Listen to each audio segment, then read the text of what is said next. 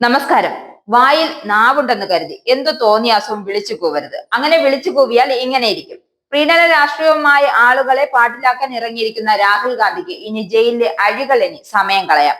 സ്വാതന്ത്ര്യ സമര സേനാനിയായ വീർ സവർക്കർക്കെതിരെ അപകീർത്തികരമായ പരാമർശം നടത്തിയ കേസിൽ ലോക്സഭാ പ്രതിപക്ഷ നേതാവ് രാഹുൽ ഗാന്ധിക്ക് ലക്നൗ കോടതി സമൻസ് അയച്ചിരിക്കുകയാണ്.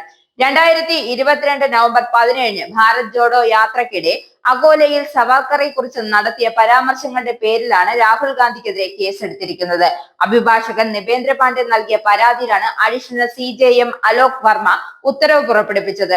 കൊളോണിയൽ ഗവൺമെന്റിൽ നിന്നും പെൻഷൻ വാങ്ങുന്ന ഒരു ബ്രിട്ടീഷ് സേവകൻ എന്നാണ് സവർക്കറെ കുറിച്ച് രാഹുൽ ഗാന്ധി പറഞ്ഞത്.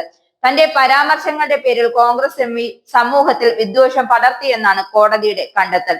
2025 ജനുവരി 10 ഹാജരാകണമെന്ന് ആവശ്യപ്പെട്ടാണ് ലക്നൗ കോടതി സമൻസ് അയച്ചിരിക്കുന്നത്.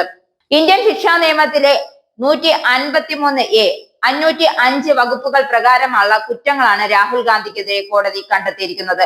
സമൂഹത്തിൽ വിദ്വേഷവും പരത്തുക എന്ന ഉദ്ദേശത്തോടെ രാഹുൽ ഗാന്ധിയുടെ പ്രസ്താവന നടത്തിയതെന്നും പാണ്ഡെ ആരോപിക്കുന്നു.